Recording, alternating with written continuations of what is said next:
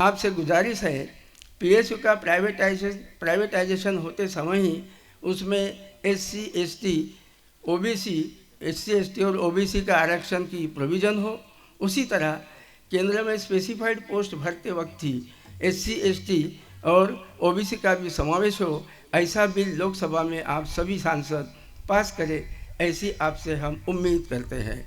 सभी सांसद यानी जो 543 लोकसभा में सांसद होते हैं, इसमें बाबा साहब ने 84 सांसद की ये किए हैं। 84 सांसद एससी के होते हैं। अपनी जो लोकसभा है 543 सांसदों की, इसमें एससी के 84 सांसद होते हैं। वो 84 सांसदों से आज बीजेपी के पास 46 सांसद है। इसलिए और एसटी के पास जो 47 होते हैं सांसद में, उनमें से 31 सांसद बीजेपी के पास है। ये एससी और एसटी के दोनों मिलाकर 77 सांसद होते हैं। इसलिए उनके सारों के नाम मैंने लिखा है और उनसे ये सब कुछ गुजारिश की है। वो आगे क्या है उनके नाम पढ़ने की ज़रूरत नहीं है। आगे जो लिखा है वो मैं पढ़ रहा हूँ। भारत के 54% ओबीसी, 17% एससी और 9% एसटी के हैसियत से हम 3 लोग आपको यह खत लिख रहे हैं। हम 3 लोग बोले तो निर्मल भोयर, मरावी जी और मैं खुद। हम तीनों को जब लग रहा है कि रिजर्वेशन प्राइवेटाइजेशन से अपने बच्चों का भविष्य खतरे में है, तो इससे बचना चाहिए, ऐसा हम तीनों को लग रहा है, वैसा आपको भी लगेगा, इसमें हमें जरा भी शंका नहीं है। भारतीय राज्य घटना के 334वें आर्टिकल के तहत आप संसद में हैं। जैसे एससी और एसटी सांसदों के नाम हमें मिले हैं, वैसे ओबीसी के नाम नहीं मिल सकते, क्योंकि ओबीसी किसी आर्टिकल के तहत संसद में नहीं, बल्कि उनके 54% होने के कारण वो संसद में गए हैं। जिस तरह 84 एससी और 47 एसटी यानी 131 सांसदों में एससी एसटी के 77 सांसद बीजेपी के तरफ है, उसी तरह ओबीसी के कुल 120 सांसदों में करीबन 80 सांसद 80 सांसद तो बीजेपी में होंगे, ऐसा हमें लगता है। बीजेपी सरकार के कुल 303 सांसदों में एससी एसटी और ओबीसी के 50% से ज़्यादा सांसद होने के बाद भी अगर पब्लिक सेक्टर यूनिट को प्राइवेटाइज किया जा रहा है, यह बहुत ही बुरी बात अपने बच्चों के लिए है। जिस तरह सरकारी नौकरी में सिक्योरिटी है, वैसी खासगीकरण से सिक्योरिटी नहीं होगी।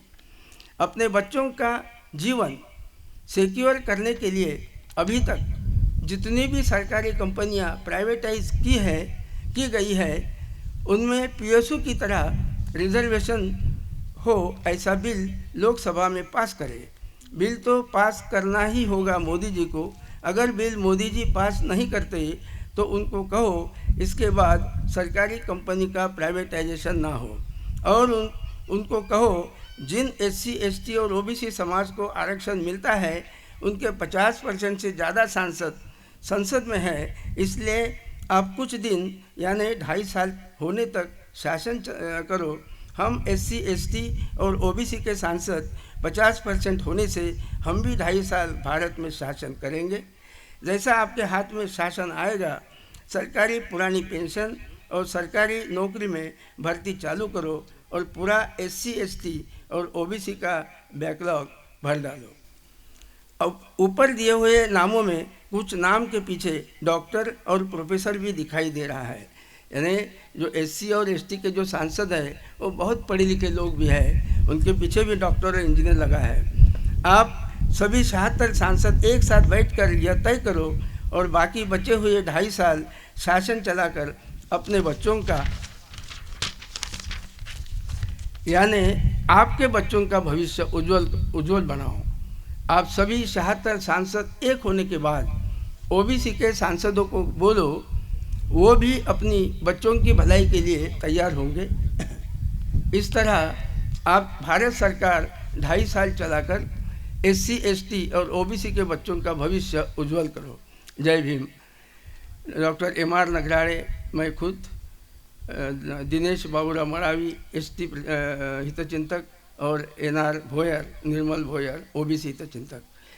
आगे हमने 15 लोगों को ये कॉपी दी है, जिनके नाम है तेजस्वी जी यादव, राष्ट्रीय अध्यक्ष राष्ट्रीय जनता दल; श्री नीतीश कुमार जी, राष्ट्रीय अध्यक्ष राष्ट्रीय जनता दल यूनाइटेड; श्री अखिलेश जी यादव, राष्ट्रीय अध्यक्ष समाजवादी पार्टी; सुश्री मायावती जी, राष्ट्रीय अध्यक्ष बहुजन समाज पार्टी; श्री हेमंत शिबू सोरेन, राष्ट्रीय अध्यक्ष झारखंड मुक्ति मोर्चा; श्री शरद चंद्र जी पवार, राष्ट्रीय अध्यक्ष NCP; श्री उद्धव जी ठाकरे, राष्ट्रीय अध्यक्ष शिवसेना; श्री नाना पटोले, अध्यक्ष Indian national Congress Maharashtra; Shri MK Stalin, राष्ट्रीय अध्यक्ष DMK; श्री असदुद्दीन ओवैसी, राष्ट्रीय अध्यक्ष AIMIM; श्री S राजेंद्रन, राष्ट्रीय अध्यक्ष Republican party of India; doctor Rajendra ji Gavai, राष्ट्रीय सचिव रिपब्लिकन party of India; doctor Dilip Shri Mandal, social activist; doctor Ratanlal, social activist; और doctor Laxman Yadav, social activist.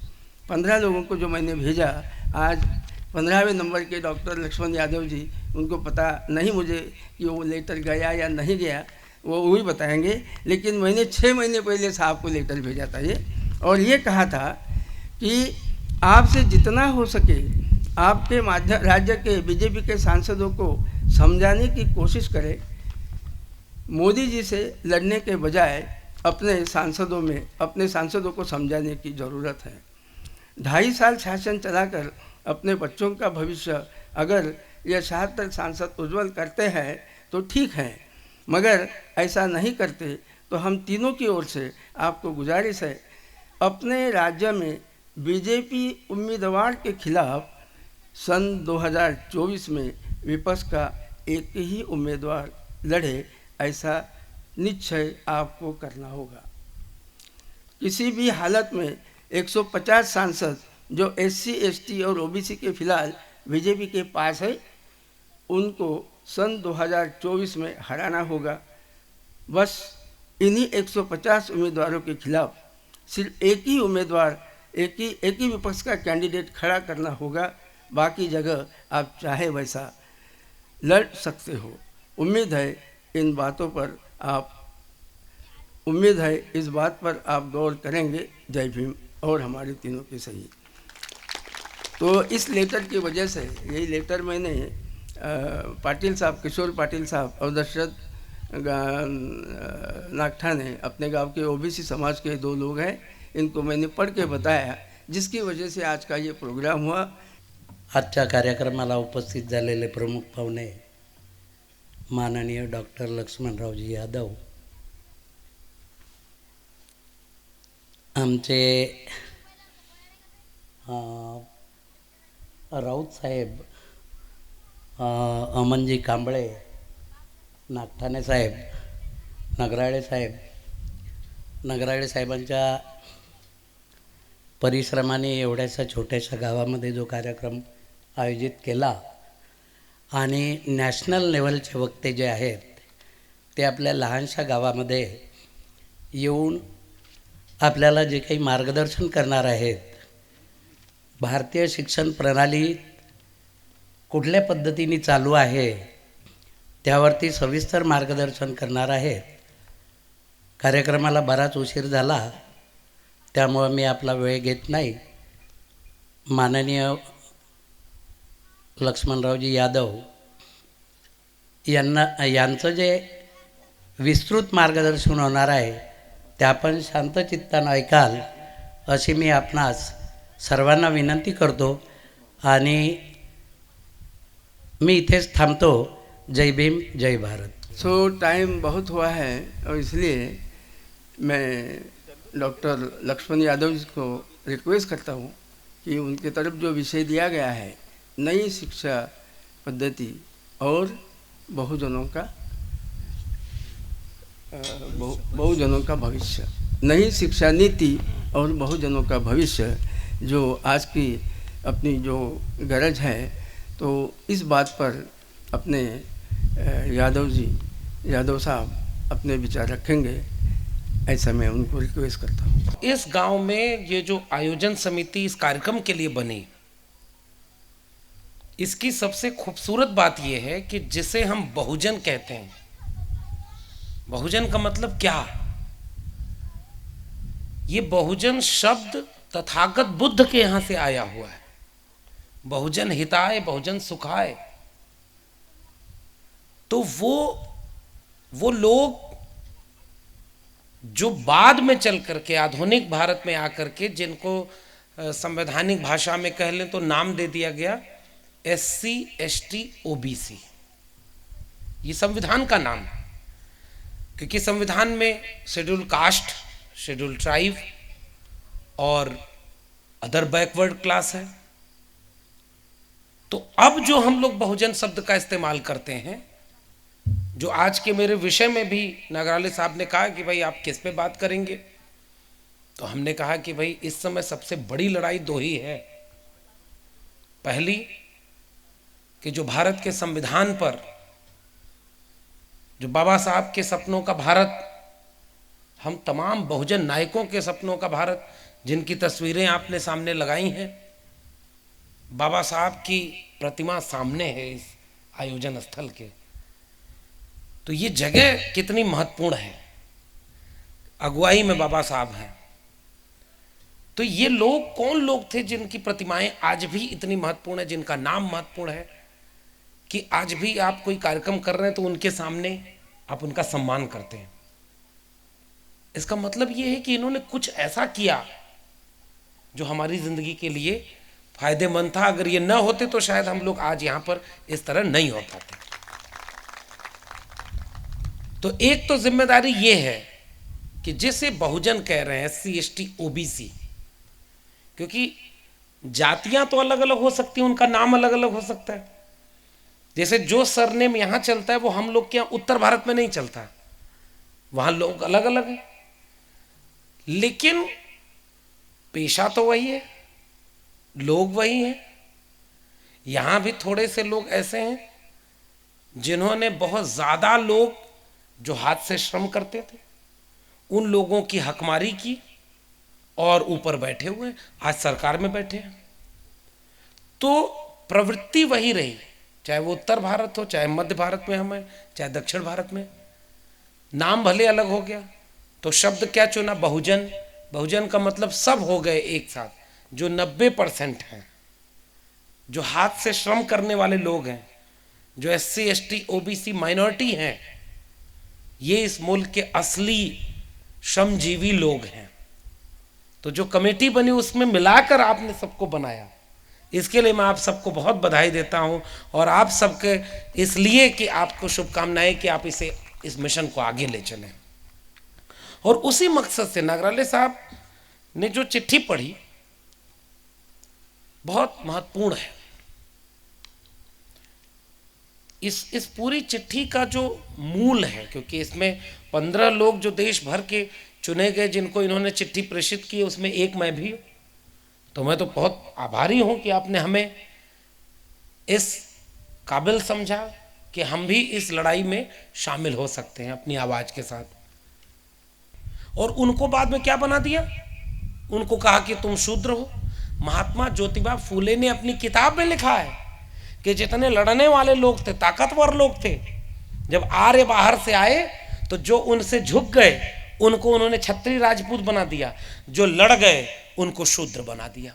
तो जब स्कूल को आप देखेंगे तब लगेगा कि पूरे गांव का स्कूल है, इसमें सबकी हिस्सेदारी है ना।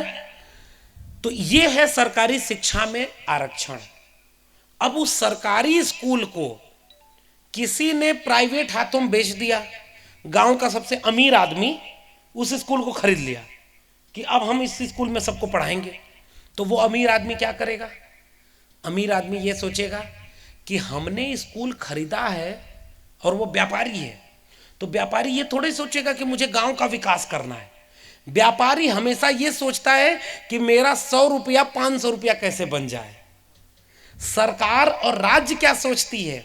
ये जो 500 रुपया है ये 500 लोगों में बराबर कैसे बंट जाए कि किसी की जेब में पैसा न रहे तो भी उसे अच्छी शिक्षा मिले। किसी की जाति अगर दलित है, आदिवासी है, पिछड़ा है, इसके आधार पर उसको कोई पढ़ने से न रोके, उसको नौकरी से कोई न रोके। इसकी जिम्मेदारी किसकी है? राज्य की, यानी सरकार की। तो सरकार का मतलब क्या होता था? शिक्षा सरकार का काम होगा, रोजगार देना सरकार का काम होगा, तभी ना सबको न्याय मिलेगा। आप वोट क्यों देते हैं भाई? लोकतंत्र में वोट देते हैं ना, तो वोट क्यों देते हैं? क्योंकि आपको लगता है कि आप अपना नेता चुनते हैं। नेता क्यों चुनते हैं? कि वो आपके लिए काम करेगा। आपने वोट देकर के अंबानी अडानी को व्यापारी चुना है क्या? नहीं चुना ना। तो व्यापारी आपके वोट से बना नहीं है, तो वो आपका काम करेगा कि अपना व्यापार बढ़ाएगा? सीधी सी बात है, आसान। तो सरकार की जिम्मेदारी बाबा साहब के संविधान से ये थी कि भाई इस देश में बड़ी गरीबी है, तो कोई गरीब न रह जाए शिक्षा से वंचित, इसलिए सरकारी शिक्षा होगी, सरकारी स्कूल बनेंगे, सरकारी डिग्री कॉलेज बनेंगे, सरकारी नौकरी होगी। कोई दलित है, कोई पिछड़ा है जिसको सदियों से पढ़ने का मौका नहीं दिया तुमने, महिलाएं हैं, तुमने कहा कि अगर वेद पढ़ ले तो शीशा पे डाल दो, पढ़ने का मौका ही नहीं दिया। तो अब देखो भारत आजाद हो गया, लोकतंत्र आ गया, भारत का संविधान बन गया, तो सबको शिक्षा मिले, हर जाति हर धर्म को मिले, हर लैंगिक आधार पर मिले, गरीब कमजोर को भी मिले। ये जिम्मेदारी किसकी? उस नेता की जिसको तुमने वोट देकर के नेता बनाया था। ये राज्य की जिम्मेदारी थी। अब राज्य क्या कर रहा है? आपकी शिक्षा और रोजगार दोनों को व्यापारियों के हाथों, पूंजीपतियों के हाथों बेच रहा है। अब इससे नुकसान क्या हो रहा है? सरकारी अगर स्कूल था तो उसको चलाता कौन था? सरकार। तो सरकार 1 रुपए फीस लेती थी। बहुत बुजुर्ग लोग बैठे हुए, आप लोग जानते होंगे सर, मैं 300 रुपए सालाना फीस थी, तब मैं पढ़ पाया इलाहाबाद विश्वविद्यालय में। वही फीस मुझे, अमन भाई, ये लगता है कि 3000 भी होती ना तो शायद हम नहीं पढ़ पाते। हम लोग इस परिवार से थे, अगर 300 रुपया की बजाय वो 3000 होती तो हम नहीं पढ़ पाते। 1 रुपए फीस हुआ करती थी, गांव में लोग चले जाते थे, पढ़ते थे, थोड़ा समय बना, हाथ से जो कुदाल फावड़ा चलाने वाले हाथ थे, जो मैला उठाने वाले हाथ थे, जो श्रम करने वाले हाथ थे, पीढ़ियां खप गई उसी काम को करते हुए। कि तुमने जानबूझ के उनको कह दिया कि तुम मैला ढोगे, तुम किसान हो, तुम मजदूर हो, तुम ये हो, तुम वो। हमारे पुरखों ने जब संघर्ष किया तो उस पूरे संघर्ष से हासिल क्या हुआ कि जिन हाथों में कुदाल फावड़ा था उन हाथों में कलम पकड़ाई, और कलम पकड़ाई तो बाबा साहब की बात याद आई कि शिक्षा वह शेरनी का दूध है, जो पिएगा वो दहाड़ेगा। ये पूरी लड़ाई है सामाजिक न्याय की, समता मूलक समाज की लड़ाई, शिक्षा की लड़ाई। और ये दिखा भी, जितने लोगों को शिक्षा मिली, मंच पे जितने लोग बैठे हैं, मैं, आप, अगर हम लोग पढ़े लिखे ना होते, हम अपना इतिहास न जान पाते। तो हो सकता है इस गांव में आज समता मूलक संघ बाबा साहब को, बुद्ध को याद करते हुए कार्यक्रम न कर रहा होता, त्रिशूल तलवार लेकर के मस्जिद के सामने जाता और कहता कि मस्जिद में खुदाई होगी, यहाँ कुछ और मिलेगा, शिवलिंग मिलेगा, मस्जिद के नीचे मंदिर है, अब मुसलमानों को देश से भगाना है। यही सब करता ना भाई, देश में हो रहा है ना भाई। आपके यहाँ थोड़ा कम हो रहा है, घूमने का मन हो मेरी तरफ आइएगा, हर दूसरे दिन यही सब चल रहा होता है। महाराष्ट्र की जमीन तो सामाजिक न्याय की जमीन है, ज्योतिबा फुले की जमीन है। यहाँ तो आप लोग जागरूक लोग हैं और मुझे बहुत याद कर रहे हैं। आप लोग ज़्यादा मुझे बुला लेते हैं, मैं भी जोश में यहाँ बोल देता हूँ, और वहाँ जाता हूँ तो पता चला हमारा प्रोफेसर रतनलाल, उनको जेल में डाल दिया था। जेल में डाल दिया भाई, एक फेसबुक पर लिख दिया 2 लाइन तो जेल में डाल दोगे। लखनऊ विश्वविद्यालय के प्रोफेसर रविकांत हैं, दोनों दलित समाज से आते हैं, विश्वविद्यालय में घुस करके कह रहे मारेंगे तुमको। क्यों? क्योंकि उन्होंने किताब से कोट कर दिया कि भाई वो उनके खिलाफ काम कर रहे हैं, उनका विचारधारा उनसे मेल नहीं खाती। इस देश में ये हो रहा है। आपके राज्य में बुलडोजर नहीं चल रहा। बुलडोजर मतलब समझते हैं? हमारे यहाँ कानून बाबा साहब ने जो सब लड़ करके दिया, कानून है, कानून का राज है, और आप क्या कर रहे हैं? बुलडोजर चला रहे हो। वो बुलडोजर किसी इमारत पर नहीं चल रहा है साथियों, वो बुलडोजर भारत के संविधान पर चल रहा है, रूल ऑफ लॉ पर चल रहा है, सामाजिक न्याय पर चल रहा है। इसलिए शिक्षा की बात मैं आपसे करने आया हूं, एक ही बात करूंगा बस, शिक्षा की।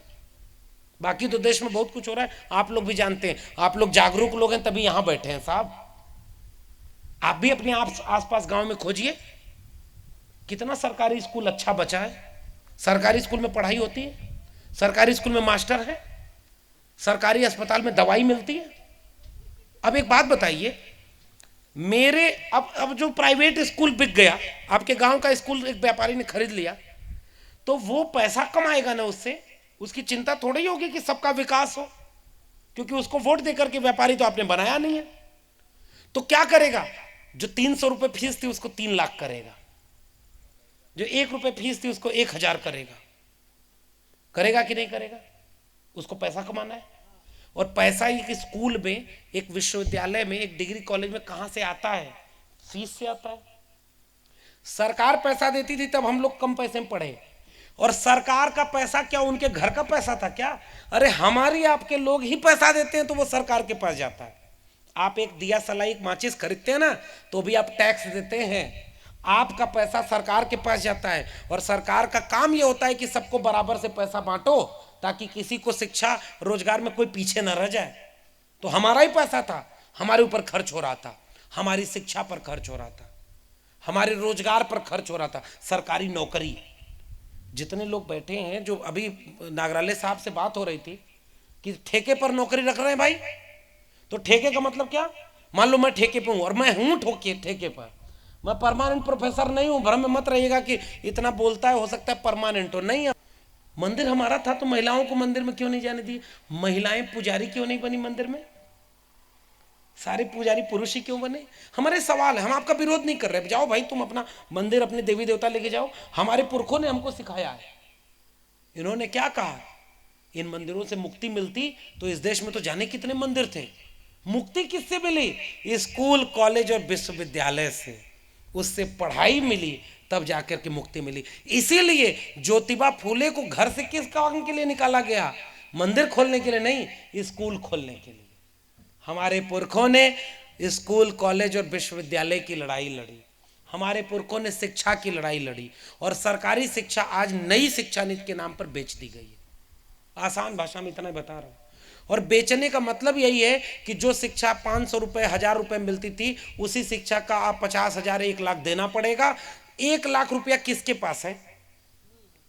इस देश में अगर आप एक नक्शा बनाइए, एक तरफ रखिए दलित, पिछड़ा, आदिवासी और सवर्ण, और दूसरी तरफ गरीब और अमीर, दोनों नक्शे को एक के ऊपर एक रख दीजिए। 90 से 95% गरीब, 90 से 95% दलित, पिछड़े, आदिवासी में पाए जाएंगे। आसान भाषा में ये बात सही है कि नहीं? जमीन का मालिकाना हक आपके गांव में पता नहीं, मेरे यहां तो एकदम साफ बंटवारा है साहब। जातियां देख करके जमीन है, दलितों के पास जमीन है ही नहीं। इस देश में 15% दलित हैं और 1% से भी कम जमीन उनके पास है। तो जब नक्शा बना के दोनों को रखेंगे तो गरीब कौन? यही बहुजन। सबसे कमजोर कौन? यही बहुजन। था नहीं, किया गया, क्योंकि उसका मौका छीना गया। उसे रोहित वेमुला बनाया गया, उसे पायल तड़वी बनाया गया, उसे एकलव्य बनाया गया, उसे शंभुक बनाया गया। वो कमजोर था नहीं, उसे कमजोर बनाया गया। तब जाकर के हम आपसे अपील करने आए हैं, वर्धा के गांव के लोगों, दूर तक सोचिएगा। सरकारी शिक्षा बर्बाद हो गई, 1 लाख रुपए फीस हो गई, कैसे आप अपने बच्चों को पढ़ाएंगे? इतना ही नई शिक्षा नीति ने किया है। और आज आपके बच्चों को क्या कहा जा रहा है? बच्चा क्या कर रहा है? हनुमान चालीसा पढ़ता है। कौन सा नौकरी करता है? त्रिशूल तलवार लेकर के मस्जिद पर हमला करने जाता है, यहाँ खुदाई करो, वहाँ खुदाई करो। अरे ये हमारे बच्चों का काम का है क्या? इस देश में हमारे बच्चों के लिए यही चिंता है? मंदिर के नीचे मस्जिद, मस्जिद के नीचे मंदिर। अरे खुदाई कर रहे हो तो थोड़ा गहरी खुदवाना, कहीं हो सकता है तथागत बुद्ध की कोई मूर्ति निकलेगी। इस देश को बुद्ध का देश बनाया गया। इसलिए आप सभी से केवल अपील, बहुत बुरा वक्त आ रहा है, क्योंकि साहब हमसे पूछा जाएगा ना कि तुम्हारी आंखों के सामने शिक्षा बेची जा रही थी, संविधान खत्म किया जा रहा था, बाबा साहब कह के गए थे बड़ी मुश्किल से ये कारवां यहां तक लाया हूं, इसे आगे ले जाना, और आगे न ले जा पाओ तो वहीं छोड़ देना जहां तक मैं पहुंचाया हूं। ईमानदारी से बताओ गांव वालों, क्या हमारी आंखों के सामने बाबा साहब का कारवां मीलों पीछे नहीं जा रहा है? शिक्षा बर्बाद कर दी, रोजगार बर्बाद कर दिया, संविधान पर हमला हो रहा है, रोज हिंदू मुस्लिम का दंगा हो रहा है, और बहुजनों को जब उनका हक चाहिए होता है तो उनको भटका दिया जाता है कि तुम हिंदू हो। अरे हम हिंदू थे तो जितेंद्र मेघवाल की हत्या क्यों हुई? अगर हम हिंदू थे तो प्रोफेसर रतन लाल हिंदू नहीं थे क्या? उनको जेल में क्यों डाला तुमने? अगर हिंदू है तो प्रोफेसर हनी बाबू आनंद तेल तुमड़े हिंदू नहीं थे क्या? अगर ओबीसी हिंदू थे तो आज के दिन मध्य प्रदेश के ओबीसी मध्य प्रदेश बंद कर रहे थे क्योंकि उनका आरक्षण खत्म कर दिया। ओबीसी हिंदू नहीं है क्या? अरे हमको हिंदू तब तुम बनाते हो जब तुमको दंगा कराना होता है। हम नहीं, हम हिंदू होते तो इस देश में हम बराबर के नागरिक होते, हमारे पास भी पैसा और शिक्षा रोजगार होता। इसलिए हिंदू मुस्लिम की जाल में नहीं फंसिएगा, शिक्षा बचाइए, अपने बच्चों को पढ़ाइए, भारत का संविधान बचाइए, ताकि आज से 20 साल 25 साल बाद 50 साल बाद हमारी अगली पीढ़ी के लोग जब हमसे पूछें कि तुम्हारे सामने जब देश बेचा जा रहा था, तुम्हारे सामने शिक्षा बर्बाद कर दी, तुम्हारे सामने नौकरी बर्बाद कर दी, तुम्हारे सामने भारत के संविधान को धज्जी उड़ा दी, तुम्हारे सामने रोज हिंदू मुस्लिम का दंगा हो रहा था, तुम्हारे सामने संपत्ति कोई और लूट रहा था, तुम्हारे सामने देश को बेच दिया गया था, तुम क्या कर रहे थे? कम से कम हम गर्व से कह सकें कि वर्धा के इस गांव में कुछ लोग बैठे थे मंच पर, कुछ लोग गांव के लोग 11 बजे रात तक बैठे थे कि कैसे हम भारत का संविधान बचा सकते हैं, उसके लिए चिंतित थे। हम कम से कम आने वाली पीढ़ियों की आंख में आंख मिलाकर गर्व से कह सकेंगे कि बच्चों हम तुम्हारी भविष्य के बचाने की लड़ाई लड़ रहे थे। इसलिए मैं आपके बीच में आया हूं। मेरी बात अगर थोड़ी बहुत समझ में आ गई हो तो मेरी अपील गुजारिश मानिएगा, अपने बच्चों को दंगाई होने से बचाइएगा, शिक्षा रोजगार बचाइए, भारत के संविधान को बचाइए, और आइए मिलजुल करके हम इस भारत को वाकई तथागत बुद्ध का भारत, कबीर का भारत, रैदास का भारत, ज्योतिबा फूले, साहू जी महाराज, छत्रपति शिवाजी से लेकर के बाबा साहब, डॉक्टर राम मनोहर लोहिया, भगत सिंह, मान्यवर कांशी राम से होते हुए भारत का संविधान और मंडल कमीशन का भारत बना सकें, ताकि पीढ़ियों को नाज हो कि हाँ वो हमारे वारिस थे। बहुत बहुत धन्यवाद। जय भीम, जय मंडल, संविधान जिंदाबाद, उल गुलाम जिंदाबाद, इंकलाब जिंदाबाद। कुछ बातें मैं इस मंच पर, इस समता मूलक संघ के मंच पर मैं ऐसी बातें बताने जा रहा हूँ कि 24 में ये देश समाजवादी और अम्बेडकरवादियों के हाथ में ही रहना चाहिए। समाजवादी और अम्बेडकरवादी 97% है। अब देखिए कि 52% लोग ओबीसी हैं, 17% लोग एससी हैं, 9% लोग एसटी हैं और 19% लोग माइनॉरिटीज़ हैं।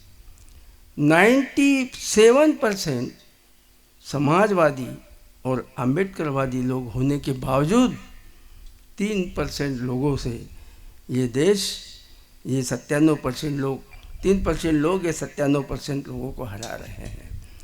अपने गिरेबान को झांकने की ये भी ज़रूरत है कि इसका मूल कारण क्या है। जहाँ 52% समाजवादी है, 17% अम्बेडकरवादी है, 9% अम्बेडकरवादी है, 19% समाजवादी और अम्बेडकरवादी है। इसका थोड़ा सा बारीकाई से थोड़ा सा अगर स्टडी करेंगे तो आपके ख्याल में आएगा कि ये देश समाजवादियों के हाथ में ही रहेगा, अम्बेडकरवादियों के हाथ में ही रहेगा। समाजवादी इस देश का पंतप्रधान 2024 में होना चाहिए और बाबा साहब की पार्टी आरपीआई, इस देश की जो बाबा साहब की इच्छा थी कि इस देश की विरोधी दल नेता ये हम मेरी पार्टी बने। बाबा साहब ने 1942 में जो शेड्यूल कास्ट फेडरेशन बनाया, 52 में तो वो शेड्यूल कास्ट फेडरेशन से लड़े। जिस वक्त 14 पार्टियाँ नेशनल पार्टी बनी, राष्ट्रीय पार्टी बनी, उसमें बाबा साहब के पार्टी का नंबर था। वो पार्टी 30 सितंबर 56 को बाबा साहब ने बर्खास्त किया और रिपब्लिकन पार्टी ऑफ इंडिया ये नाम रखा 30 सितंबर 1956 को। कोशिश कर रहे थे बाबा साहब डॉक्टर राम मनोहर लोहिया से मिलने की, मिले थे, अशोक मेहता जी से मिले थे, जयप्रकाश नारायण जी से मिले थे। ये तो नॉर्थ इंडिया के लोग हैं, आपको भी पता है। कलकत्ता के एम.आर. चौधरी जो मुस्लिम नेता थे, उनको भी मिले थे। उन्होंने ये कहा था बाबा साहब को कि मैं गठबंधन करूँगा। बाबा साहब ने बोला मुझे गठबंधन वाले की ज़रूरत नहीं है, आरपीआई में अगर आते हो तो मैं आपको लूँगा। ये चौथे आदमी थे और 2 नाम तो महाराष्ट्र के ही थे, जिनका नाम है PK अत्रे और SM जोशी। यानी बाबा साहब ने 6 लोगों को चुना था, जिसमें 2 बमन थे, एक मुस्लिम था और 3 समाजवादी लोग थे। ये हो गया कि जब बाबा साहब ने सोचा 30 सितंबर 56 को, उसके बाद में दीक्षा हो गई। उसके बाद में नेपाल में काठमांडू में वो बौद्ध परिषद के लिए गए और उसके बाद में 6 दिसंबर को चले गए। फिर भी जो बातें बाबा साहब कर गए, वो बातें जिन्होंने करना चाहिए था वो नहीं कर सके। शेड्यूल कास्ट फेडरेशन को बदल के RPI निकाला और इन लोगों को छोड़ दिया जिस तरह से रिपब्लिकन पार्टी को बढ़ाना था। मैं इसलिए ये बात कर रहा हूँ और ये टू द पॉइंट कर रहा हूँ कि ये 2024 में अगर ये देश सत्ता पद में समाजवादी ना रहे और विरोधी दल में बाबा साहब अम्बेडकर जिस पार्टी को विरोधी दल बनाना चाहते थे, वो बाबा साहब के रिपब्लिकन पार्टी अगर विरोधी दल नहीं, क्यों बनाना चाहते थे बाबा साहब विरोधी पार्टी? उसका कुछ मीनिंग है। मीनिंग यह है कि संयुक्त राजनीतिक कार्यों का आधार बन सके। मेरी पार्टी यानी कि रिपब्लिकन पार्टी ऑफ इंडिया संयुक्त राजनीतिक पार्टी का आधार, संयुक्त राजनीतिक कार्यों का आधार बन सके। कायदे कौन बनाते हैं? कायदे सत्ताधारी बनाते हैं, लेकिन उतना ही स्ट्रांग विरोधी भी लगता है। इसलिए बाबा साहब हमेशा कहते थे कि मेरी party Republican party of India विरोधी दल बने। ये कैसी बनेगी, ये बातें मैं 5 मिनट में आपको बताने वाला हूँ कि ये स्टेज बहुत ही बड़ा है, तुम छोटा ये स्टेज मत समझो। ये समता मूलक संघ का जो स्टेज है ना, यहाँ से बहुत कुछ बातें होने वाली है। मैं थोड़े से इसमें आपको बताता हूँ। 303 बीजेपी की जो सीटें हैं उसमें 46 SC के हैं, 31 ST के हैं और 84 सीटें OBC के हैं। जो लाभार्थी है रिजर्वेशन के 160 सीटें SC ST OBC की हैं। ये सबसे पहला काम ये है कि बाबा साहब एक बार कहते थे, एक बार बाबा साहब ने कहा था, if our 2 representatives are elected in state assemblies and union parliament, then only we can enjoy freedom. Otherwise, independence will be a farce for all people. It will be an independence of the high caste people and not for ours. अगर अपने सच्चे प्रतिनिधि विधानसभा में और लोकसभा में नहीं गए तो वो उच्च वर्णियों का शासन होगा, अपना कुछ फला नहीं होगा। बाबा साहब ने 334वें कदम के मुताबिक इस खासदार तो चले गए, लेकिन कुछ बात कर रहे हैं? नहीं कर रहे। सबसे पहला काम यह है कि ये जो 160 लोग हैं SC ST OBC के, इनको हराना है। सिर्फ हराना है बोलने से नहीं, उसका एक फार्मूला है।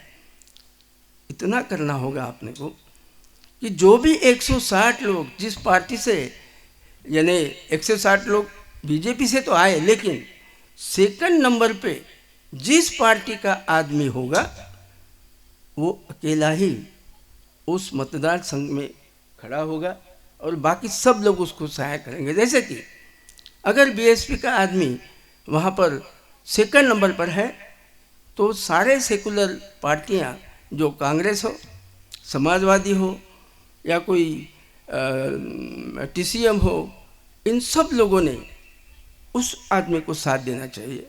कांग्रेस अगर सेकंड पर है तो बाकी सब लोगों ने साथ देना चाहिए। अगर मोदी जी 40-40 लोगों का संगठन बनाकर पहले 2014 में चुन कर आए तो ये तो सिर्फ 15-16 पार्टी होगी। तो सबसे पहले ये सबसे पहले अब 46 की बात करो SC की, SC के सेकंड नंबर पर जो भी आदमी होगा उसको इस तरह से, जो सेकंड नंबर पर होगा उस जिस पार्टी का भी हो, उसको साथ देकर इसको हराना है। वैसे ही जो 47 में से 31 सांसद जो बीजेपी के पास है ST के, उनको भी सेकंड नंबर पर जो भी है किसी भी पार्टी का हो उसी को खड़ा करके हराना है। और वैसे ही 84 लोग जो OBC के हैं उनके भी सेकंड नंबर पर जो भी आदमी होगा उसको खड़ा करना है, चाहे वो किसी भी पार्टी का हो। अगर मोदी जी 40-40 लोगों का संगठन बनाकर लड़ते हैं और बीजेपी को जिताते हैं, तो अपनी तो 15-16 पार्टियां हैं, नहीं क्या इतना भी नहीं कर सकते? 60 को अपने 160 लोगों को किसी भी हालत में हराना, ये अपना SC ST OBC का मूल कर्तव्य आपने मानना चाहिए। ये पहली बात। दूसरी बात, 240 जो यानी 303 बीजेपी और 240 सभी सेकुलर लोग हैं, जिसमें से कांग्रेस 52 है, DMK 24 है, YSRCP और TCM 22 है, 18 शिवसेना है, 12 BJD है, 10 बहुजन समाज पार्टी है, 9 TRS है और 5 समाजवादी पार्टी और NCP है। ये डजन भर पार्टियों का नाम मैंने लिया। अगर इन लोग इकट्ठा हो जाते हैं और एक साथ लड़ते हैं तो ये बहुत ही मुमकिन बात है। 240 लोग जिनको जीत कर आए हैं पहले, उन्हीं लोगों को जिताना है। जो सेकुलर के किसी भी पार्टी से हो, उन्हीं को जिताना है। इन्हें कहेंगे अपन समाजवादी। 160 और 240 ये हो गए समाजवादी, और जो 143 सीटें रहती है, वो 143 सीटें सिर्फ बाबा साहब जो चाहते थे कि मेरी पार्टी विरोधी दल बने और वो संयुक्त राजनीतिक कार्यों का आधार बने, बाबा साहब के RPI पर सिर्फ 143 लोग लड़ेंगे। जैसे कि महाराष्ट्र में मैं हमेशा इन लोगों को लिखता हूँ कि कम से कम RPI को 7 सीटें दे दो। हर एक स्टेट में अपने को वैसे आदमी ढूंढना पड़ेगा और बाबा साहब के पार्टी को ही आगे बढ़ाना पड़ेगा और उनकी इच्छा के मुताबिक इस पार्टी को विरोधी दल बनना पड़ेगा। समाजवादी से सत्ता पद और बाबा साहब के पार्टी से विरोधी दल बनाएंगे, तभी आप बाबा साहब के कॉन्स्टिट्यूशन को बचा सकते हो। नहीं तो जो सेकंड साहब ने गोलवलकर की बात की, तो गोलवलकर ने जो बंच ऑफ थॉट किताब लिखी है, उसके पेज नंबर 169 पर लिखा है, the present federal system must be remedied and constitution amended and cleansed so as to establish unitary form of government. ये क्या है यूनिटरी फॉर्म ऑफ गवर्नमेंट? कभी कभी हमारे मोदी साहब कहते हैं 1 country, 1 legislature, 1 executive centre running the administration through out the country. यानी बाबा साहब ने जो आर्टिकल 1 लिखा है कि India that is Bharat shall be A union of states, यानी संघ राज्य। अभी फिलहाल इस देश में 28 राज्य हैं और 8 केंद्र शासित प्रदेश हैं। 36 प्रदेशों का ये देश है। माधव सदाशिव गोलवलकर जो सेकंड RSS चीफ है, वो अपने किताब बंच ऑफ थॉट में लिखते हैं कि ये विधानसभाओं की ज़रूरत नहीं है, एक ही पार्लियामेंट चलाएगी। और सबसे बढ़िया बात, खतरनाक बात, पेज नंबर 357 में माधव सदाशिव गोलवलकर ने लिखी है, privileges should be based on economic condition of the people. ये पेज नंबर 357 में है। प्रिविलेजेस बोले तो रिजर्वेशन बोलो आप। Privileges should be based on economic condition of the people. साहब ने अपने भाषण में कहते कहते बताया कि ये रिजर्वेशन किसको दिया गया था? जो सोशली बैकवर्ड है और एजुकेशनली बैकवर्ड है। बाबा साहब ने कभी भी इकोनॉमिक की बात नहीं की। माधव सदाशिव गोलवलकर लिखते हैं, privileges should be based on economic condition of the people. Modi ji ने 10% पर रिजर्वेशन इकोनॉमिक को दे दिया है। आगे वो लिखते हैं, that will privileges should be based on economic condition of the people, that will use out matters and hard bearing among others, so that only Harijans alone are enjoying privileges will also be removed। यानी उनका plan यही है कि जो reservation उनको हरिजन यानी SC और ST को 66 में रिजर्वेशन मिलता था, अभी OBC में 90 से इस कैटेगरी में आ गए। ये माधव सदाशिव गोलवलकर तीनों को हरिजन बता रहे हैं और इनको जो प्रिविलेज जो रिजर्वेशन मिलता है वो इस तरह से ख़त्म होना चाहिए। घटना तो चेंज तो नहीं कर सकते, लेकिन कुछ ऐसा कुछ काम कर रहे हैं प्राइवेटाइजेशन से, लैटरल एंट्री से। देखो लैटरल एंट्री से वो सवर्णों को सर्विस दे रहे हैं, प्राइवेटाइजेशन से वो पूंजीपतियों को बड़े बड़े कर रहे हैं। आज 140 लोगों, 140 करोड़ देश में 140 जो अंबानी अडानी जैसे 140 लोग हैं, उन्हीं को अति श्रीमंत लोग कहा जाएगा। श्रीमंत लोग उन्हें कहा जाएगा। अभी इस भाषण में तो मैंने वो शब्द नहीं सुने साहब से कि जिस लैटरल एंट्री में जो deputy director, assistant director, director जो बनाए गए हैं केंद्र में, वो जो 340 बनाए गए हैं वो सवर्ण है। एक भाषण में मैंने साहब की बातें सुनी थी, यही मैं बोल रहा हूँ। इस भाषण में उन्होंने वो नहीं कहा है, यानी चुनाव उनको वोटिंग देकर उनको खासदार बनाते हो और वो सवर्णों को लैटरल एंट्री में 340 देते हैं। यानी श्रीमंत को हो गए, अति श्रीमंत लोग तो ये 140 हो गए। श्रीमंत लोग ये सवर्ण जो इसे लैटरल एंट्री से भरे जाते हैं वो श्रीमंत हो गए। मध्यम वर्गीय लोग कौन है? मध्यम वर्गीय यूपी की अगर बात करें तो सब इंस्पेक्टर, क्योंकि मुख्य के जगह पर वो कौन लोग हैं? ठाकुर है, राजपूत है, उन्हें मध्यम वर्गीय लोग कहते हैं। और गरीब लोग SC ST OBC, नौकरियाँ ख़त्म। इसका मतलब यह है कि इस भारत को 4 भारत ये सरकार बनानी जा रही है, जिसे अति श्रीमंत भारत, श्रीमंत भारत, मध्यम वर्गीय भारत और गरीब भारत। अगर इसे बचाना है तो आपको ये फार्मूला 160 को हराना। कौन से 160? 46 SC के सांसद जो बीजेपी के पास है, 31 SC के सांसद जो बीजेपी के पास है और 84 OBC के सांसद जो बीजेपी के पास है, इन 160 को हराना। 240 जो चुन कर आए हैं 2019 में, उनको जिताना फिर से। कितने हो गए? 400। ये हो गए समाजवादी। और 143, ये गठबंधन की बात कर रहा हूँ मैं। ये स्टेज है, ये पवित्र स्टेज है और यहाँ पर ये बातें जाने वाली है, जानी चाहिए। इसलिए मैं बोल रहा हूँ कि 143 लोगों को ढूंढना पड़ेगा। आज मजाक उड़ाते हैं बाबा साहब की पार्टी का, मजाक, लेकिन ऐसे किसी की हिम्मत नहीं है। मैं दिल्ली में गया एक आदमी के पास जिनका नाम था महमूद प्राचा। वो क्या कहते, बाबा साहब की सरकार लाएंगे। वो यूट्यूब पर कहते थे। मैं गया, उनको मिला, बोला साहब मैं जानना चाहता हूँ आप बाबा साहब की सरकार कैसी लाएंगे? तो इधर उधर की बातें बता रहे थे, वो ST एट्रोसिटीज़ वगैरह वगैरह बता रहे थे। मैं बोला मुझे ये नहीं सुनना है, 272 की बात करो। 272 कैसे लाएंगे? जब 272 खासदार लाएंगे तभी तो बाबा साहब की सरकार बनेगी। मैं बाबा साहब की सरकार की बात नहीं कर रहा हूँ।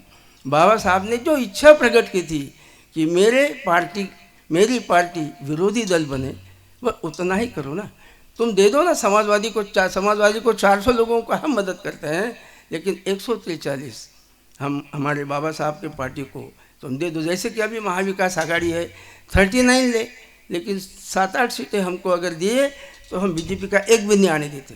क्योंकि हमने पहले ये दिखाया है 98 में, जब बाबा साहब के नाती प्रकाश अम्बेडकर जब खड़े थे, गवई साहब खड़े थे, कवाड़े सर खड़े थे, रामदास जी खड़े थे, चारों के चारों चुनकर आए।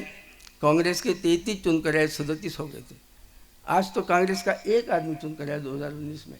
ये बातें सोचने की बातें हैं। और इस तरह से अगर अपन करेंगे, 160 को हराना, 240 को जिताना, हो गए 400 समाजवादी। और 143 लोग पूरे इंडिया से ढूंढना पड़ेगा अपने को। जैसे कि मैं महाराष्ट्र की बात करता हूँ, मैं वर्धा गया था, जो हमारे प्रमुख है हमारे RPI के, उनको बोला कि अपने को ये बात करनी है। ठीक है, बोले डॉक्टर तुम उसको ऐलान कर दो, क्योंकि मैं तो छोटा आदमी हूँ पार्टी का। लेकिन वो जो मेरे बड़े थे उनको बोला कि 143 लोगों को 28 राज्य और 8 केंद्र शासित प्रदेशों से ढूंढना है। किसके अगेंस्ट पे खड़ा करना है? जो 160 अपन हराएंगे बीजेपी के जो 143 बचे हैं, उनके खिलाफ श्री बाबा साहब की पार्टी को लड़ाना है और उनको जिताना है। हम तुमको 400 को मदद करते, तुम हमको 143 को मदद करो, देखते हैं एक भी आता है क्या। मैं समाजवादी और अम्बेडकरवादी की बात क्यों कर रहा हूँ? ये जनता बहुत अच्छी है, समाजवादी जनता भी अच्छी है और अम्बेडकरवादी जनता भी अच्छी है। हमारे जो नेतागण हैं ना, उनके समझदारी का अभाव। एक उदाहरण देता हूँ मैं आपको। सब लोग कहते थे उत्तर प्रदेश बीजेपी की तरफ कैसा गया।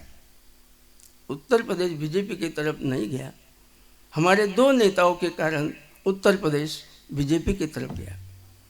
समाजवादी पार्टी के अखिलेश यादव साहब को 31.1% मिला वोटिंग, जबकि हमारे मायावती जी को 12.88% मिला।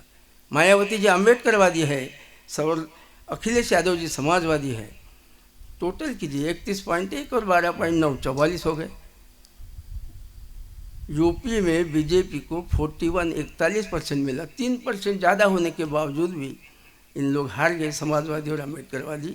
यही सोचना है समाजवादियों को और अम्बेडकरवादियों को। अगर ये सोचेंगे तो ये कभी भी नहीं हार सकते। और इसी बात को ध्यान में रखते हुए मैं उम्मीद करता हूँ, ये साहब बहुत बड़े साहब हैं। एक बात मैं उनकी सुनी कि आते आते एक बात उन्होंने बोला कि मुझे महाराष्ट्र के लोग बहुत बुला रहे हैं। साहब जी, महाराष्ट्र के लोग इसलिए बुला रहे हैं, वो एक धनंजय कीर ने किताब लिखा है जिसका नाम है doctor B.R. Ambedkar life and mission. उस किताब के पेज नंबर 310 में लिखा है, बाबा साहब ने जो कहा था वो धनंजय कीर ने लिख के रखा है, I wanted to see a man from among the peasant, शेतकरी, among the peasant who found 80% of the population occupying the gadi of the premier of the province. इसका मतलब मराठी में सीधा है, मला तुमच्यापैकी प्राईम मिनिस्टर झालेला पाहायचं आहे. हे वाक्य आहे. बाबासाहेबांचं वाक्य हे अशा प्रकारे केलं, तसं नाही आहे ते. I wanted to see a man from among the peasant who form 80% of the population occupying the gadi of the premier of the province. ये 80% क्या है? 52% OBC है, 17% SC है और 9% ST है. अकेले लड़ेंगे तो कुछ नहीं होगा, अगर एक साथ मिल जाए तो इनको कोई नहीं हरा सकता. मैं और एक बात ऐड करना चाहता हूँ कि साहब ने इस बात में कहा कि बाबा साहब ने और रमाबाई ने बलिदान किया है, 4 बच्चों को खोया है. दामोदर, रमेश, राजरतन और इंदू, 3 लड़के और एक लड़की को बाबा साहब ने खोया है. और हर एक को वोटिंग का पावर दिया है. आज हमारे लोग 1 रुपये में बिकते हैं, ज़्यादा से ज़्यादा 2 रुपये. जो लोग 2000 रुपये लेते हैं ना, क्योंकि मैंने इलेक्शन लड़ा था रिपाई का समुद्रपुर में, एक ओबीसी आदमी को RPR पर खड़ा किया, उसको उसका और उसकी पत्नी का वोट मिला. वहाँ पर संबलकर भी थे, वहाँ पर रंगारे भी थे. मैंने जानने की कोशिश की, मतलब ये 2 ही वोट उसको कैसा मिला. फिर पता चला कि किसी ने 2000 लिया, किसी ने 4000 लिया. कीमत जानते हो 2000 की? 2000 1825 दिन के लिए मिलते हैं. उसे 2000 दिन कहो ना. वो अगर ऐसा कहे तो 2000 दिन का अगर 2000 मिले तो 1 रुपया होता है, 4000 मिले तो 2 रुपया होता है. क्या ये बाबा साहब के बच्चों के बलिदान की कीमत 2 रुपया 1 रुपया ये ऐसी है? इसको जानने की ज़रूरत है. मुझे पता है कि हमारे समाज में भी ऐसे लोग हैं, अपने बच्चों का भविष्य खराब कर रहे हैं. ये मत कीजिएगा और बाबा साहब को धोखा मत दीजिएगा. ये लाल गाड़ी में चलाता हूँ ना, ये बाबा साहब और रमाई की देन है. ये जानना चाहिए आदमी को कि आज मैं ये कोट पहन के हूँ, वो बाबा साहब और रमाई की वजह से है. ये बात को नहीं भूलना चाहिए.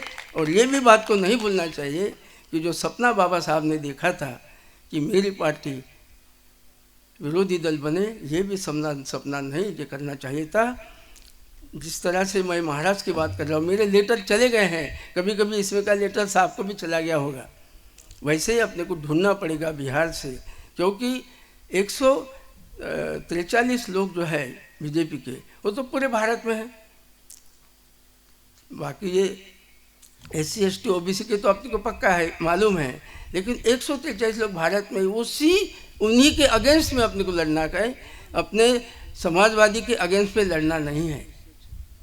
और इसीलिए इस 3 बातें करना है: 1 से 60 को हराना, 240 को जिताना और 1 से 43 को, जो बाबा साहब अपने पार्टी को विरोधी दल बनाना चाहते हैं, वो बाबा साहब की पार्टी के 1 से 43 लोगों को जिताना। इस तरह से 5 से 43 के तरफ ध्यान देने की ज़रूरत है। मैं इतना बातें नहीं करना चाहता था, लेकिन ये स्टेज ऐसा है कि बहुत अच्छा स्टेज है। समता मूलक संघ, मेरा ख्याल इतने अपने एरिया में हिंदू और बौद्ध एक साथ मिलकर इस तरह का स्टेज नहीं बनाया होगा जो हमने बनाया है, यहाँ के लोगों ने बनाया है। मैं शुक्रगुजार हूँ हिंदू समाज का भी कि मेरे समाज ने और हिंदू समाज ने भी इस तरह का स्टेज बनाया। ये स्टेज बहुत महत्वपूर्ण है। हम उम्मीद करते हैं कि जो भी सेकुलर पार्टियाँ हैं उनको भी ये स्टेज देंगे। हम खर्चा हम ही करेंगे, हम नहीं खर्चा किया है, हमने किसी को पैसा नहीं मांगा है। हम यहाँ के जो क्वालिफाइड लोग हैं उन्होंने 2-2 हज़ार रुपये निकाल के किसी गांव के कई लोगों को पैसा, वैसा ही करेंगे हम। और सारे पार्टियों के जो प्रमुख है, चाहे वो 52 सीटें मिलने वाले राहुल गांधी जी हो, चाहे वो 24 सीटें मिलने वाले DMK के स्टैलिन हो, चाहे वो SP के 5 सीटें मिलने वाले अखिलेश यादव हो या मायावती जी 10 सीटें, उनको ये नहीं बोलेंगे तुम RPI में आओ। प्रकाश आम्बेडकर को हम ये नहीं बोलेंगे तुम RPI के आओ, क्योंकि RPI एक ऐसी चीज़ है जो 3 सिद्धांतों को मानती है: स्वातंत्र्य, समता और बंधुता। जो आदमी इस बात को मानेगा वो ही खड़ा होगा। इसकी प्रोसीजर ही उल्टी है।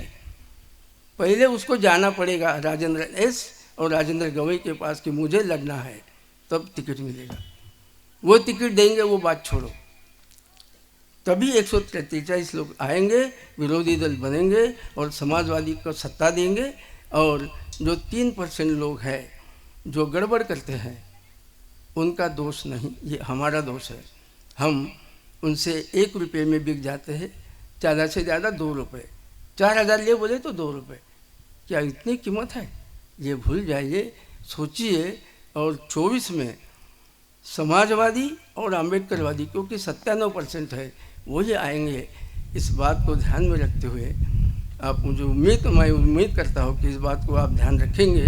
ये बाहर जा रहा है, ये यहाँ पर अपन बोरखा में ज़रूर बोल रहे हैं, लेकिन ये बातें पूरे भारत में जा रही है। इस तरह का हमने खर्चा किया है और ये जानी चाहिए, इसलिए भी हमने खर्चा किया है। और इतने बड़े साहब, ये बड़े साहब इतने बड़े साहब हैं कि खेड़े में नहीं आ सकते थे, लेकिन अपने जो आप लोगों ने सब इच्छा प्रकट की और आ गए।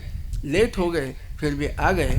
और ये जो बात है जो साहब ने बताई कि भाई महाराष्ट्र के लोग मुझे बुलाते हैं, we are in search of a man, we are searching. वो आदमी को हम ढूंढ रहे हैं। अगर वो मेरा ये देखेंगे तो मैंने भी थोड़ा सा ये देखा है। मैंने क्या लिखा है कि बाबा साहब ने रिपब्लिकन पार्टी का नाम क्यों लिखा है, ये रिपब्लिकन पार्टी ऑफ इंडिया क्यों रखा है। 20 मार्च, तो 2 मिनट लगेंगे, मैं थोड़ा सा बताता हूँ। अमेरिका में रिपब्लिकन पार्टी का उदय हुआ। पहले वहाँ पर व्हिग पार्टी थी और डेमोक्रेट पार्टी थी। व्हिग पार्टी का उदय इसलिए हुआ कि जैसे अपने देश में 36 राज्य हैं, वैसे अमेरिका में 50 राज्य हैं। 48 राज्यों में वहाँ के जो गुलामी थी, अफ्रीकन अमेरिकन जो काले लोग हैं, वो गुलाम थे। 48 राज्यों की गुलामी खत्म हो गई, लेकिन कैंसास और नेब्रास्का ऐसे 2 राज्य थे कि वहाँ की गुलामी खत्म नहीं हो रही थी। इसलिए 4 आदमियों ने वो व्हिग पार्टी बदलकर उस पार्टी का नाम रिपब्लिकन पार्टी ऑफ इंडिया रखा, रिपब्लिकन पार्टी रखा। 56 में इलेक्शन हुआ। फ्रीमॉन नाम का आदमी खड़ा था प्रेसिडेंट के लिए, हार गया। लेकिन एक गरीब आदमी था, गोरा था, जिसका नाम था अब्राहम लिंकन। वो आदमी इस पार्टी का सदस्य बना और बहुत होशियार आदमी था। और वो प्रेसिडेंट बना 1860 में। और वो आदमी है कि जिस आदमी ने आर्टिकल 13, 14 और 15 अमेरिका के कॉन्स्टिट्यूशन के आर्टिकल 13, 14 और 15 में वहाँ की गुलामी नष्ट कर दिया। जैसे बाबा साहब ने अपने कॉन्स्टिट्यूशन में आर्टिकल 17 लिखकर अनटचेबल अस्पृश्यता को एबॉलिश किया, वैसे अब्राहम लिंकन ने 13, 14, 15 आर्टिकल में वहाँ की अमेरिका की गुलामी एबॉलिश की। अगर वर्ड में अगर कोई महामानव कहते हैं तो दो ही लोगों को कहते हैं इस सेंटेंस के कारण, एक है अब्राहम लिंकन और दूसरे है बाबा साहब अम्बेडकर। मेरा भाषण बढ़ते जा रहा है इसलिए मैं यहीं रुकता हूँ, लेकिन मैं आशा करता हूँ कि ये बिकने वाली बात है, बिकने वाला समाज मत बनाइए। और बाबा साहब ने जो इच्छा प्रकट की है उसी की तरह 2024 में समाजवादी और अम्बेडकरवादी, समाजवादी सत्ता पक्ष के और अम्बेडकरवादी विरोधी पक्ष के बने, इस तरह का ध्यान रखकर अपना काम करे, यही आशा प्रकट करके, यही इच्छा अपने इसमें रख के आपसे उम्मीद करके मैं मेरे 2 शब्द पूर्ण करता हूँ। डॉक्टर लक्ष्मण यादव जी ने कहा कि इस शिक्षा नीति से बहुजन यानी SC, ST और OBC और माइनॉरिटी को पूरा खतरा पैदा हो गया, और ये सही बात है। उन्होंने कहा कि यह शिक्षा नीति बहुत ही महंगी शिक्षा नीति है। यह नीति से गरीब वर्ग के बच्चों को शिक्षा लेना एक असंभव बात दिखाई जा रही है, और ये सत्य है। आज के युग में आप सबको मालूम है, आज का दौर जो चल रहा है वो सब महंगाई से घेरा हुआ है, और इसी के ऊपर अपने को मात करना है। तो इस शिक्षा नीति के विरोध में SC, ST और OBC यानी कि अपनों को सभी को इकट्ठा होकर लड़ना है और लड़ना होगा। यह इस बात को आप सबको ध्यान देना पड़ेगा। अगर ध्यान नहीं दिया तो अपने हाथ से ये एक अच्छी शिकायत बोलो या अच्छा मंच बोलो निकल जाएगा। मान्य दिनेश जी, उनके विचार अपने यहाँ के भूषण डॉक्टर मोरेश्वर राव जी नगरारे, इन्होंने उनका जो लेटर है वो आपके सामने पढ़ के बताया। उनके विचारों से मैं सहमत हूँ। सभी SC और ST और OBC ने अपने अधिकारों के प्रति सजग और सतर्क रहना चाहिए। आगे उन्होंने कहा कि सत्ताधारी पक्ष के जो 303 सांसद है उनमें 46 सांसद SC के, ST के 31 सांसद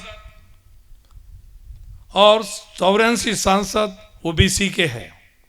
सभी मिलकर 160 सांसद है, और ये सांसद 50% से ज़्यादा होने से प्राइवेटाइजेशन नहीं होना चाहिए, या मगर वो SC, ST और OBC के लिए सच्चे प्रतिनिधि न होने के कारण सन 2024 में उनमें से एक भी सांसद रिपीट नहीं होना चाहिए या चुन के नहीं आना चाहिए। यानी कि जो लोगों ने चुनकर नहीं देना चाहिए, ऐसी कोशिश आप सभी भाई और बहनों से मैं गुजारिश करता हूं कि आपने डॉक्टर मोरेश्वर नगराणी जी ने कहा है, जो आज डॉक्टर लक्ष्मण यादव जी ने कहा है, वो आज सही है और इन्हीं के रास्ते पे आपको चलना है। अगर आप इस रास्ते से चले तो आज अपने समाज का भवितव्य सही है।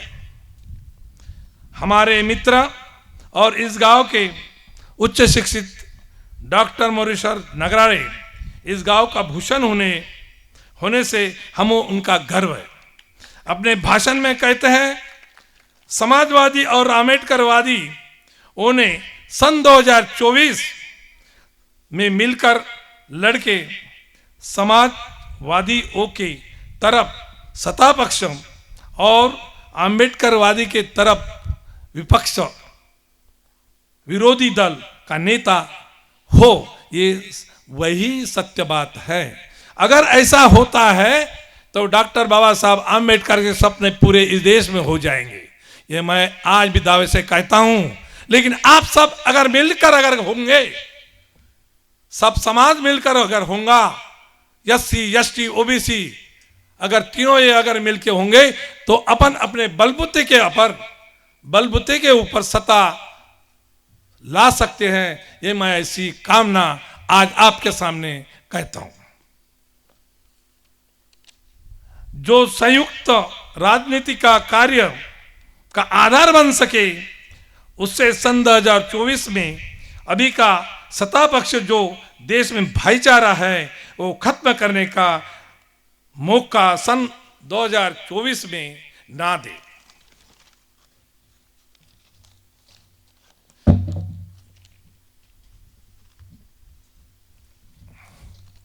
मैं शुक्रिया अदा करता हूं कि लक्ष्मण यादव जी का जो तहे दिल से हमारे इस छोटे से गांव में आकर नई शिक्षा, नई नीति पर हम सबको अपने विचार प्रकट किए, हम उनका बहुत आभारी हैं।